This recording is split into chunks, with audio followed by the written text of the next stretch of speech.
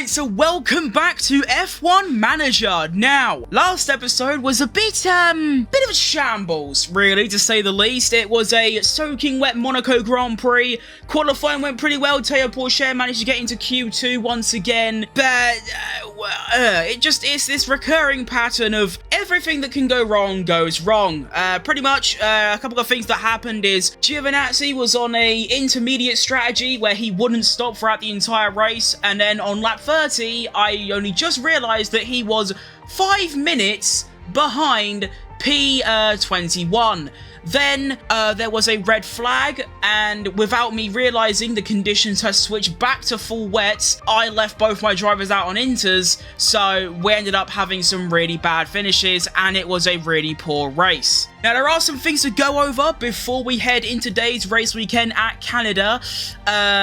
First of all, we have a new design completed. It is going to be our upgraded suspension, which means we now have an upgraded car part in like every section. So, you know, we've got an upgraded chassis now that's manufactured on the car. We've got upgraded front wing, rear wing, side pods, underfloor and suspension, which is now currently being manufactured and should be ready in about 2 weeks' time. So hopefully at the start of the next race weekend. And other than that, I think we just get straight into the weekend, and I do actually have a goal, not just for the drivers, which once again I'm just going to set to 21st or higher, just so I can at least hopefully guarantee myself some money, but I also have a goal and a target for myself, which is just run a straightforward race. And to do that, I need the weather to stay consistently dry throughout the entire thing. I just want to run a race where I start on a tyre, I do 1 or 2 pit stops, and I finish. That's all I want to do. I don't want to have to deal with safety cars, red flags, changing conditions, because we know that I just can't do that. And that is the exact opposite of what I wanted to see. It is pouring down for the second weekend running. I suppose if it stays wet throughout the entire thing, it's not too bad. I can just look at what everyone else is using and just sort of copy that. It's definitely intermediate conditions at the moment, and honestly, I think this time I'm just gonna do, I'm gonna do 3 runs. Runs? I can't speak. I'm gonna do 3 runs today in qualifying, and hopefully we can once again see another one of our drivers in Q numero dos. And here comes Teo Pourchaire. He has completed his first flying lap of the session. He comes across the line, and it's going to be... Ew, that's not awful. To be honest, that's not terrible. He's ahead of Ocon, he's ahead of Hulkenberg. Was that Verstappen that just... Wait, where's Giovinazzi? Because he isn't... Oh, can I move this thing? Yeah, that's not ideal. So, at the moment, Teo Pourchaire is about 2 tenths away from escaping Q1. Giovinazzi is really, really bad for some reason. In Monaco, he was like 8 tenths of a second off Teo. Today, he's already half a second off Teo. And they have the exact same car parts and everything, so I'm not too sure why he's so slow. Hot laps number 2 are underway. Let's see if Teo can improve on his laps. Sector 1, it is going to be yellow.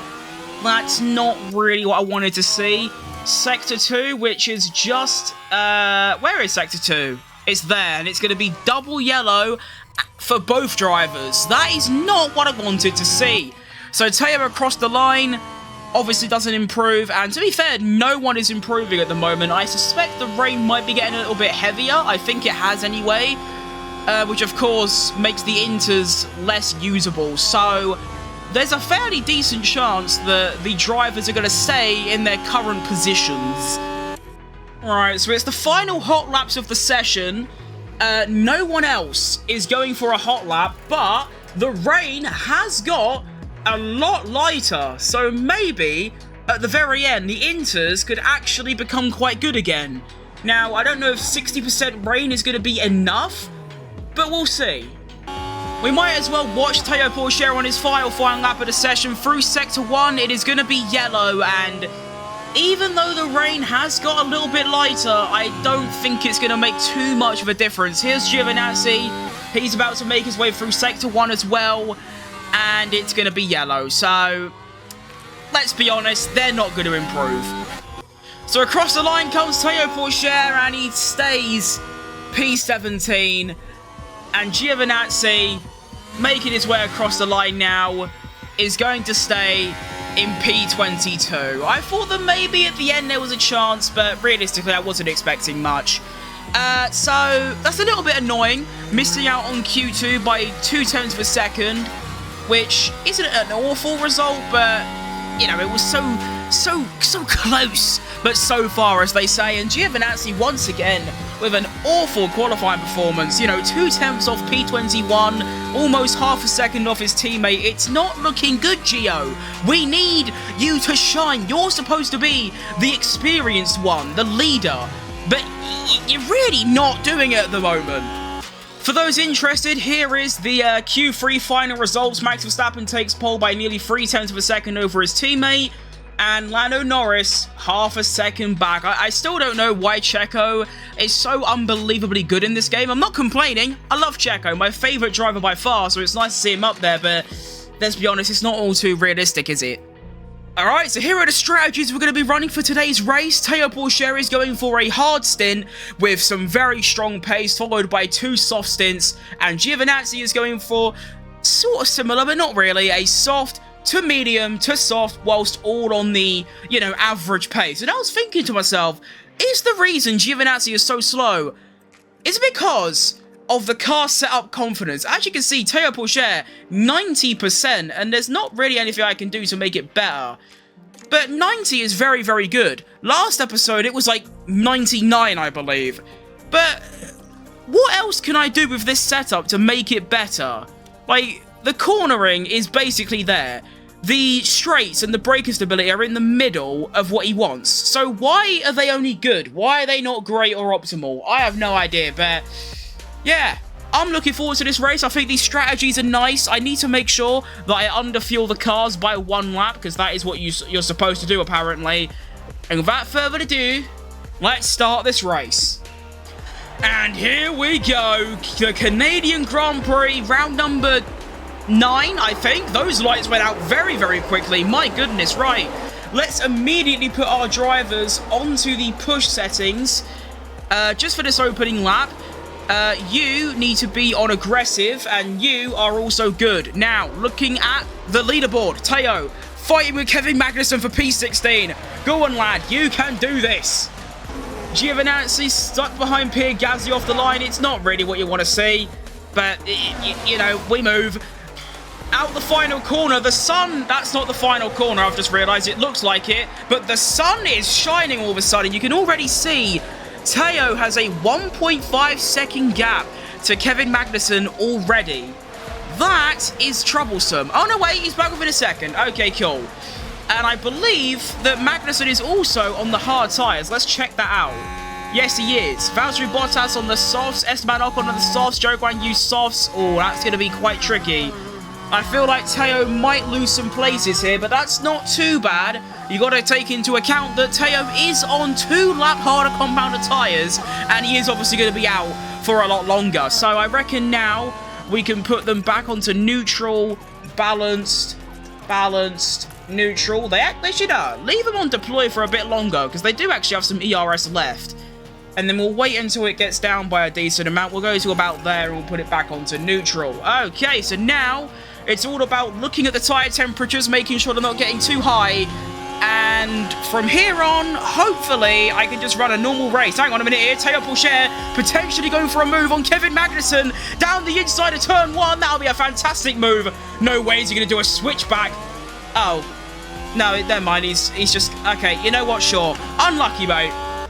Esteban Ocon is on the move. He makes 2 places up. He gets past Kevin Magnussen, and then almost out of nowhere decides to overtake Théo Pourchaire as well, although Ocon is on the soft side, I believe. Yeah, he is, so that kind of makes sense, cutting through the field quite quickly, but like I said, we don't care about that. Hang on a minute here, Giovinazzi on the move. I'm liking this. The boys are getting stuck in. Giovinazzi on the softs versus Gasly on the softs, round the outside, avoiding the Wall of Champions. Of course, he isn't a world champion and probably never will be, in F1 at least. Of course, he won Le Mans, so he's a champion of that. But that was a good overtake. Well done. I like that. Giovinazzi making some serious places up at the moment. He is now up to P19, getting past Magnussen, who I believe had a lockup. and Zhou Guanyu, Esteban Ocon and Logan Sargent fighting with Teo Pourchaire and Hulkenberg in the mix as well. But the pace doesn't seem too bad, considering the fact that my drivers, well, Teo at least, is on the hards, but he seems pretty fast. Teo Pourchaire is currently up to P14 as Giovinazzi is overtaking Zhou Guanyu. That's getting really, really close. He's lucky to not get put in the wall there. And with the DRS, zooms past. My drivers are cooking at the moment. Come on, boys. And it is officially time to make Giovinazzi's first pit stop of the race. He's going to be going onto the medium tyres. So let's actually put him on deploy for this lap, so that he can have a good in-lap and also a good out-lap. That would be good. Did he just... Okay, so I like it how they, like, consider that he, you know, English isn't his first language, because I'm pretty sure it just came up I-box. So that's, you know, it's a nice detail. Giovinazzi now in the pits. Let's see what stop time it's going to be. Okay, 2.9. It's slow, but it by modern F1 standards, but it's not awful. And then what I'm going to do is I'm actually going to leave Giovinazzi out. Can I, like, no? Is that not a thing I can do? I want to, like, adjust my driver's, like, stuff. Okay, here we go. I'm actually going to leave him out on deploy for his outlap. So let's just go along with him for now and wait until he... What was it? Oh, okay, so Teo's at his pit window. He's not stopping until lap 28, I believe. But what I want to do is wait until Gio gets to there, as he's actually currently fighting with, what's his name? Zhou Guanyu, going wheel to wheel, both on the medium tyres. I'm lying, Zhou Guanyu's actually on the soft tyres, and he gets the move done. That was filthy from Giovinazzi. Fair play to you. What was this? ERS battle assist. What's the battle assist? Do I have that on? Wait, oh no, that's not good. Do I have it? Oh, I do have it on. Okay, cool. I'm going to make Giovinazzi drive a little bit harder just so he can get those tyres warmed up, because he is starting to lose a lot of time to Zhou Guanyu. And it is now time to also get Teo in for his first pit stop of the race. We're going to keep this going. Try and get those tyre temperature up, put it back onto standard. Very nicely done. Teo Pourchaire will now be making his way into the pits. We're actually going to put him onto deploy. Get going, lad. 2.7 second stop for Teo. Comes out ahead of Ocon. That is really, really nice. Let's put you onto aggressive for your first out lap. Actually then loses the place to Ocon as well. Never mind, he's got it back. What a driver I've got. Where did that come from? So he loses the place and then gets the place back. What a driver. Giovinazzi on the move. He has just overtaken Kevin Magnussen. That didn't work. Up the inside of the chicane. You don't see overtakes there in real life very often. In fact, I don't think I ever have. But that was a fantastic move nonetheless. I'll tell you what, both drivers so far this race have been performing very well. And as I say that, Giovinazzi is overtaken by Gasly, and there was multiple cars involved in a crash, and Gio was saying, am I okay? Oh no, I'm okay. So was it here? Did they crash? No. Oh wait, did Gasly just hit the wall there? I think Gasly might have hit the wall. And said finally on the radio, that's just outrageous. And actually, here we go, crash involving multiple cars. This is what I wanted to see. So we're currently looking at Kevin Magnussen. This is Giovinazzi. Oh, Magnussen, you can't be doing that. Magnussen, that is absolutely diabolical from you. I'm so glad you're losing your seat in F1. That is absolutely disgraceful. That has completely ruined Giovinazzi's race, because he's now just he's just stranded on the track. You arse!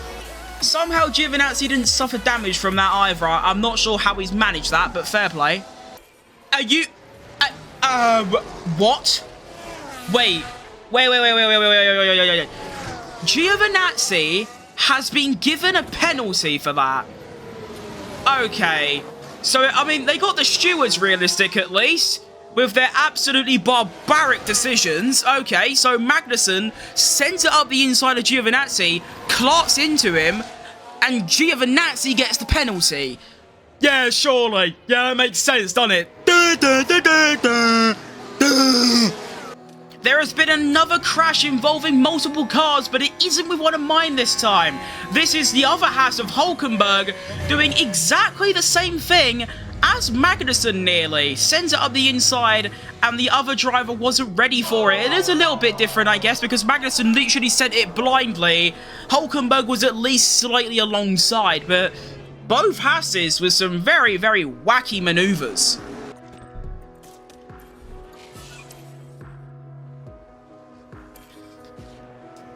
Are you taking the absolute mickey with me? Giovinazzi has just had an 11-second pit stop. Oh, that's so cringe! Okay, I need to hope to whoever's out there that Teo's isn't half bad, because Teo is the driver we're concerned about here. He's the one that's up there, and that is an absolutely beautiful pit stop. That's my guys. That is brilliant. Well done, lads. So Teo Pourchaire comes out of the pits in P16, but with brand new soft tyres. Let's go to aggressive. So, excuse me, so that he can get those tyres warmed up. Giovinazzi, you're a bit of a lost cause, to be honest, at this. Can I stop burping, please? Body, I'm trying to do my monologue. Yeah.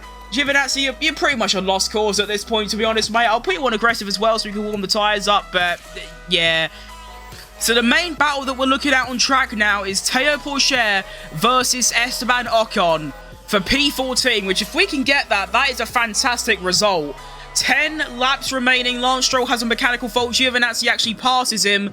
But, yeah, it's not looking too good for Gio, to be honest. Teo Pourchaire has been overtaken by Ocon. Gets the place back. That's what we want to see. Come on. This fight is going to go down until the very end. What I'd like to do is harvest some ERS, but I don't think I can do that because I feel like Ocon might just clear off. So I'm going to leave it for now and just, you know, trust that Teo can do this. And as I say that, Teo has now, because, oh my goodness. Which McLaren is that? That has to be Piastri, right? Is that Piastri? It's not Piastri, it's actually Lando Norris. It's because of Lando Norris, Teo has had to move out the way of him, and now he is multiple seconds behind Ocon and Sargent. Hopefully, when Norris catches up to them, they will also lose a stupid amount of lap time. But that is so cringe. And I actually noticed that. The AI are really weird in this game. As you can see there, when it comes to slowing down. Like, they take slowing down to an extreme. They don't just, like, slightly slow down and, like, let the other car pass and then blitz it. They, like, stamp on the brakes, like, really hard for a few seconds. It's kind of mad. Teo Pourchaire is right back in this fight here. Round the outside of Logan Sargent. That's a fantastic maneuver from Teo Pourchaire. This fight is still going as we are now on the final lap. It's time to give Teo all of the tools that he could possibly need. We're going to put him onto the aggressive tyres. We're going to give him the push on the fuel. And we're going to give him ERS deploy. And we'll see what he can do. There's an Aston Martin in the way, though, that he's going to have to move out the way of. Never mind, he's moving out the way of Teo. That's Lance Stroll. He's the one that's behind. And Teo is currently running in P14. Let's just make sure he's not going to run out of fuel. Let's put him back onto balance. Make sure that he doesn't run out of fuel before the end. And here we go. Down the back straight. He's actually managed to get a very, very nice gap. And he's got DRS. He's got DRS. I don't know who he's got DRS from, but he's managed to get DRS.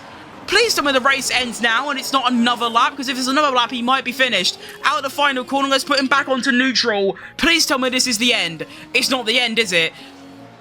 No, he's going to have to do another lap. So it says final lap, but it isn't actually the final lap, is it? What an absolute knobhead. So Max Verstappen wins the race. We're coming down the back straight once again. Teo Pourchaire, 0.8 of a second gap.